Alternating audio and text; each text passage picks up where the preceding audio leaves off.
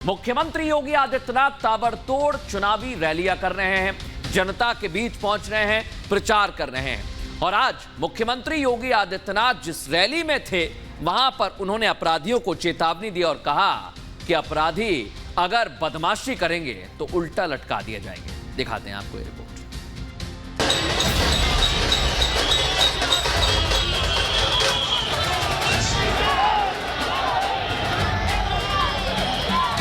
अगली बार उसकी राम नाम सत्य है कि यात्रा ही निकलेगी।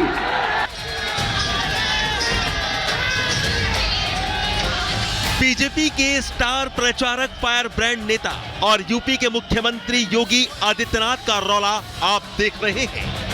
ये तस्वीरें पश्चिमी उत्तर प्रदेश के सहारनपुर में मुख्यमंत्री योगी के चुनावी मेगा रोड शो की है।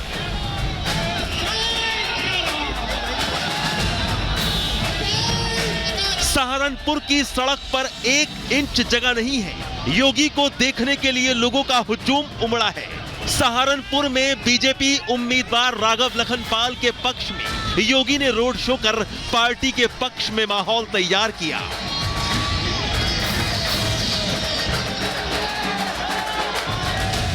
मुख्यमंत्री योगी ने अपने पहले रोड शो की शुरुआत सहारनपुर से ही की। मुख्यमंत्री योगी का ये रोड शो सहारनपुर के भगत सिंह चौक से कचहरी पुल तक गया। योगी के रोड शो में सहारनपुर ही नहीं बल्कि आसपास के इलाकों से भी लोग पहुंचे। इस दौरान सड़क पर जनता बीजेपी का झंडा, श्री राम का नारा और मोदी योगी के प्रति पब्लिक का प्यार और विश्वास दिखाई और सुनाई पड़ा।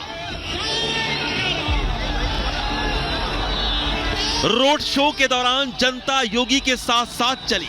पहले सीएम योगी ने बीजेपी के चुनावी प्रचार रथ पर सवार होकर जनता का अभिवादन स्वीकार किया और फिर चुनावी प्रचार रथ से उतरकर सड़क पर जनता के बीच पैदल भी चले।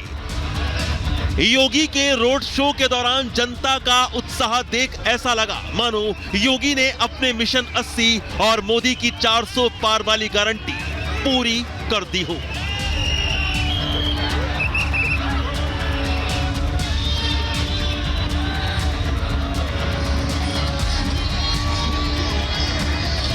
वहीं सहारनपुर में रोड शो से पहले योगी शामली में भी गरजे।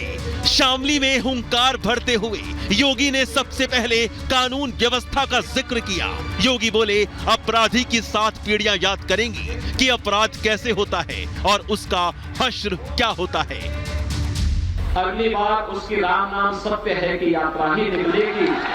अगर अपराधी इस तरीके से घूम करके दहशत पैदा करेंगे तो फिर इस अपराध के बारे में उनकी 7 पीढ़ियां सोचेंगे।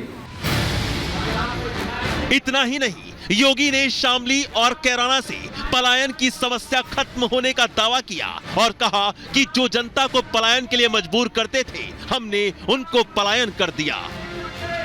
विकास के साथ शामली, कैराना, थाना भवन और पूरा शामली जनपद और पश्चिमी उत्तर प्रदेश जुड़ करके एक नया संदेश दे रहा है।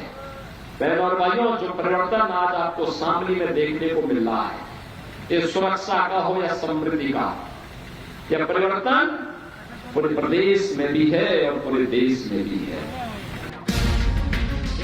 शामली में जनता को संदेश देते हुए योगी ने चौधरी चरण सिंह को भारत रत्न और किसानों को टाइम से गन्ना भुगतान का जिक्र भी किया। किसानों को सम्मान, किसानों के मसीहा चौधरी चरण सिंह को भारत का सर्वोच्च नागरिक सम्मान भारत रत्न देकर के भी मोदी जी ने दिया। हमारा अन्नदाता किसान अब तक 2.5 लाख करोड़ रुपए का गन्ना मूल्य का भुगतान हम लोगों ने किसानों को किया। 15 चीनी मिलों को हमने नोटिस जारी कर दी है और कह दिया है कि अगर गन्ना मूल्य का भुगतान समय पे नहीं हुआ, पिछला बकाया भी नहीं दिया, तो पाई पाई की वसूली हम लोग करना जानते हैं। मुख्यमंत्री योगी एक दिन में 3 जिलों में बीजेपी की प्रचंड जीत के लिए पसीना बहा रहे हैं। एक दिन के अंदर 2 चुनावी रैलियां और फिर रोड शो भी। यानी योगी 80 को आधार बनाकर एनडीए को 400 पार देकर फिर मोदी सरकार बनाने में जुटे हैं। Bureau report, republic Bharat. Uttar Pradesh में चुनावी प्रचार चल रहा है, लेकिन बिहार और बंगाल भी बड़े महत्वपूर्ण हैं, क्योंकि 82 सीटें यहां पर हैं और पीएम मोदी ने आज टीएमसी और आरजेडी पर हमला बोला। जो आरोप लगाए जा रहे थे उसका जवाब भी दिया। सुनिए जरा क्या कहा प्रधानमंत्री।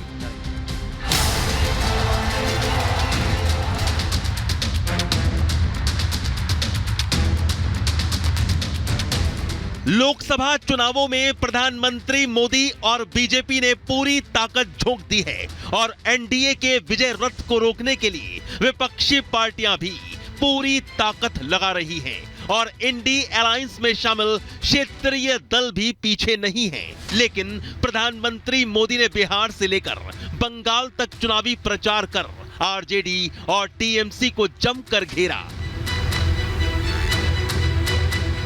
सबसे पहले प्रधानमंत्री मोदी ने उन लोगों को जवाब दिया जो लोग संविधान खत्म करने का नैरेटिव गढ़ रहे हैं। प्रधानमंत्री मोदी ने लालू यादव को संविधान के खतरे वाले बयान पर जवाब देते हुए उनके परिवारवाद और भ्रष्टाचार की याद दिलाई।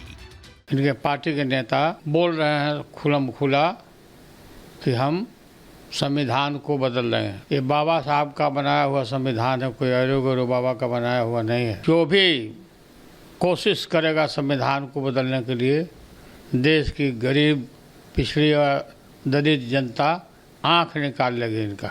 आरजेडी ने बिहार को केवल 2 ही चीजें दी है, एक जंगल राज, दूसरा भ्रष्टाचार। वे लोग मोदी के खिलाफ लामबंदी करते हैं, मैं कहता हूं भ्रष्टाचार हटाओ, तो ये कहते हैं भ्रष्टाचारी बचाओ। प्रधानमंत्री यही नहीं रुके। प्रधानमंत्री मोदी ने विपक्ष के उन नेताओं पर भी निशाना साधा जो सनातन मिथिला की धरती से सनातन का अपमान कर रहे थे। ये लोग बोलते थे कि राम मंदिर बना तो देश में आग लग जाएगी। आज हमारा राम मंदिर पूरी दुनिया में भारत का गौरव बढ़ा रहा है। उठा में गिरे ये कांग्रेस के लोग, घमंडिया गठबंधन ने तो सनातन को मिटाने की कसम खा रखी है। पीएम मोदी ने बिहार से लेकर बंगाल तक माहौल ऐसा बनाया कि ज्यादा से ज्यादा सीटें एनडीए जीते। लेकिन बंगाल में ममता और टीएमसी अपनी तुष्टीकरण की नीति को आगे रखकर जीत हासिल करना चाहती हैं। इसके लिए उन्होंने सीएए एनआरसी के साथ रामनवमी पर दंगे का नया राग छेड़ दिया है। बीजेपी नहीं आने वाला है और नहीं जीतेंगे, वो एनआरसी करके आपको भगा देंगे। वो यूनिफॉर्म सिविल कोड किया है जिसमें आपका धर्म का कोई अस्तित्व नहीं रहेगा, खाने पीने का नहीं रहेगा, आपका कोई आइडेंटिटी नहीं रहेगा। क्या कर दिया, आपको अधिकार छीन लेगा, कोई चुनाव और हिंदुस्तान में नहीं होगा। सनातन विरोधी बयान पर प्रधानमंत्री मोदी ने बंगाल के रायगंज में हुंकार भरी और भ्रष्टाचार परिवारवाद को लेकर निशाना साधा। साथ ही भ्रष्टाचार और बंगाल में हो रही हिंसा पर ममता सरकार को आड़े हाथों ले लिया। टीएमसी के बंगाल में किस चीज की परमिशन मिलेगी, ये टीएमसी के गुंडे तय करते हैं।